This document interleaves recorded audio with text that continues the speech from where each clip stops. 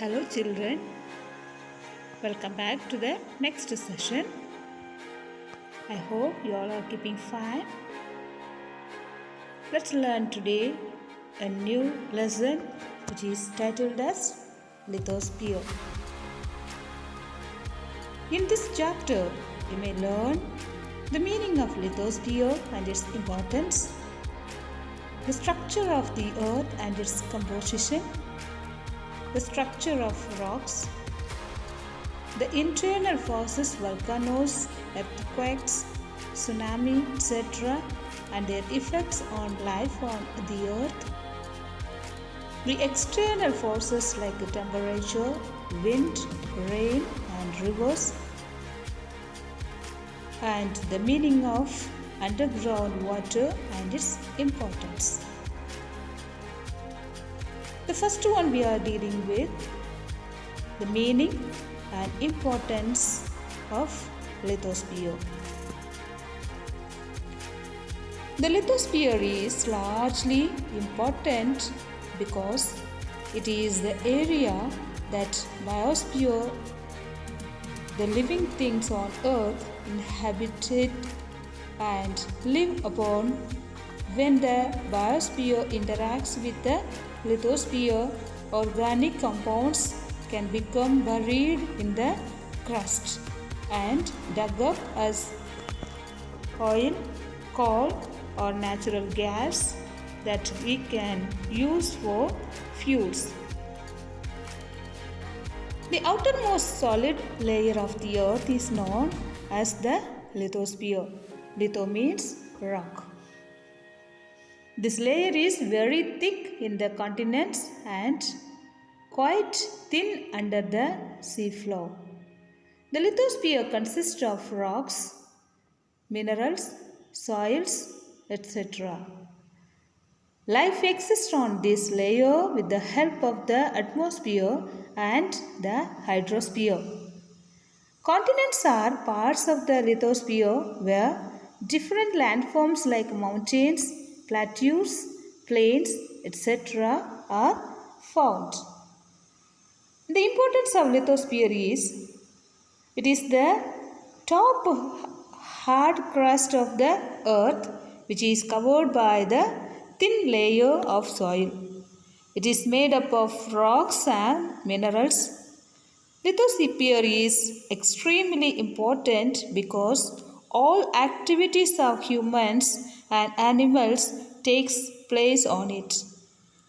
The domain of the earth largely bears forests, grasslands, and land forests provide wood, food, fuel, and fodder.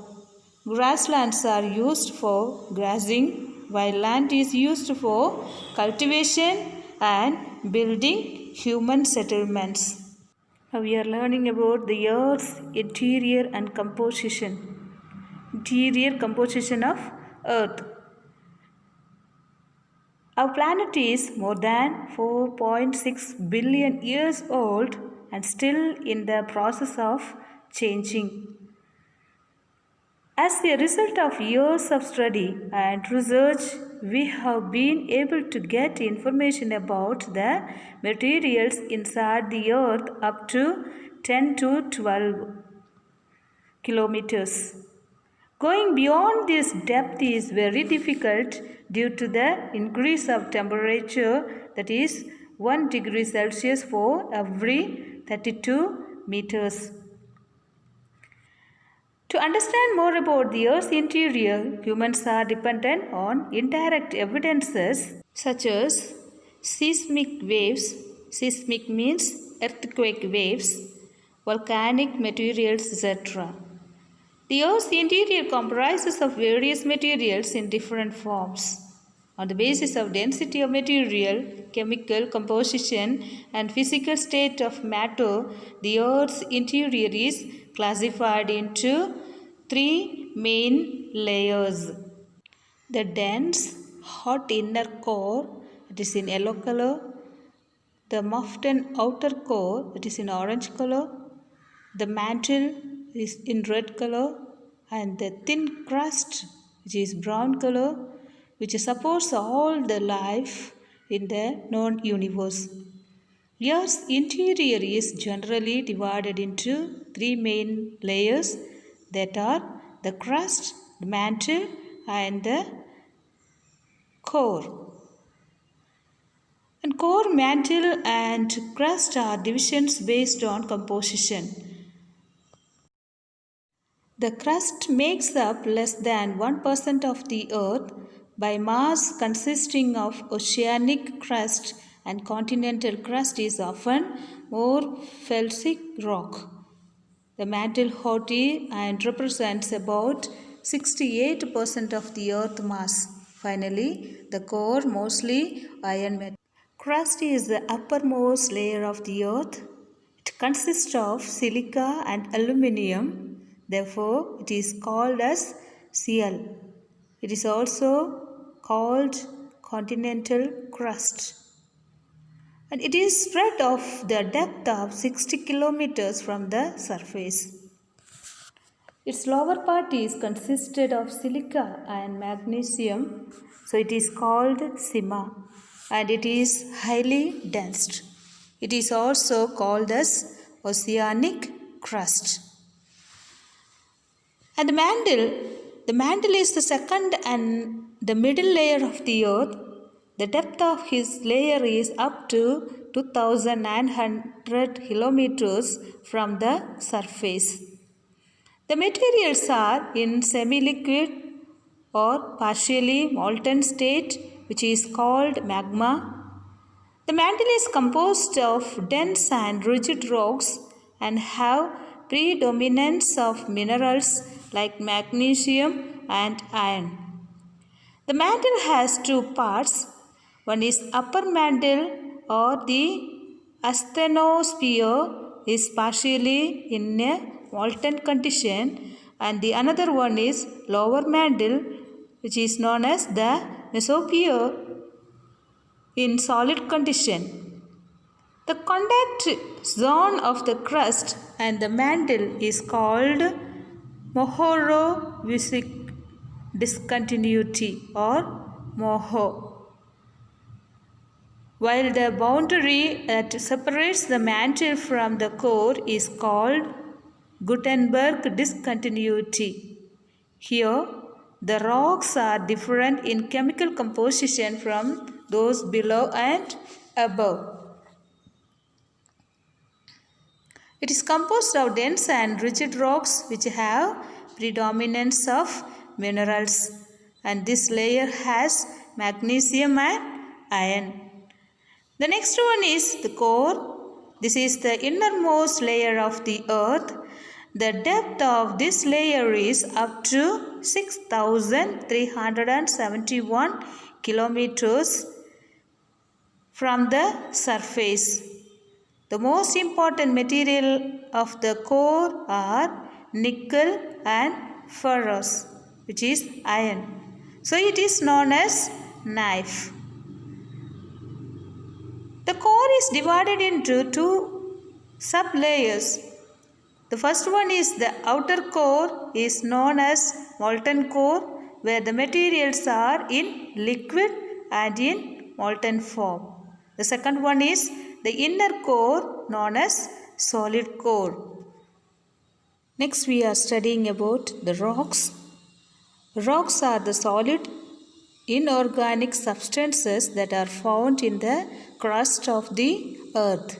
They are aggregates of minerals. A rock is any naturally occurring solid mass or aggregate of minerals or mineraloid matter. It is categorized the minerals included, its chemical composition and the way in which it is formed. Rocks are usually grouped into three main groups: igneous rocks, metamorphic rocks and sedimentary rocks. So what are the classification of rocks? The three types of rocks are igneous rocks, sedimentary rocks and metamorphic rocks. The first one we are going to learn about igneous rocks. The word igneous means fire, which is derived from the Latin word ignis or Sanskrit word Agni. Igneous rocks are those which have been formed by the cooling of molten matter of the earth. Igneous rocks were the first to be formed, therefore they are also called primary rocks. And here the two important types of igneous rocks are divided into two. One is intrusive igneous rocks. The next one is extrusive igneous rocks, which is known as lava or volcanic rocks. The intrusive igneous rocks are divided into two. They are plutonic rocks, example granite, and the second one is dike rocks, the example dolerite, which is semi-crystalline. Now we are dealing with the intrusive igneous rocks. When the molten materials, which is magma of the Earth's interior, do not reach the Earth's surface, they cool and solidify below the surface and called intrusive igneous rocks. These rocks are made of large crystals and are found at great depth inside the earth. Example, granite, diorite and gabbro. The second one is extrusive igneous rocks. Rocks formed by solidification of magma above the earth's surface are known as extrusive igneous rocks. These rocks are generally fine-grained or glassy because lava after reaching the surface of the earth cools and solidifies quickly. Example, basalt and andesite. The second type of igneous rock is sedimentary rocks. The word sedimentary is derived from a Latin word sedimentum, which means settling down. Sedimentary rocks are formed by the agency of water, wind and ice.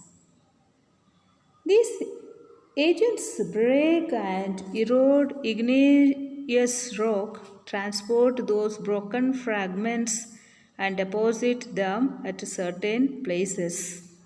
Sedimentary rocks are types of rock that are formed by the accumulation or deposition of small particles and subsequent cementation of mineral or organic particles on the floor of oceans or other bodies of water at the Earth's surface. The sedimentary rocks are formed after the disintegration of igneous rocks. Therefore, they are called secondary rocks. And the sandstone rocks are also called as aqueous rocks because they are formed in the water bodies, lake, sea and ocean beds.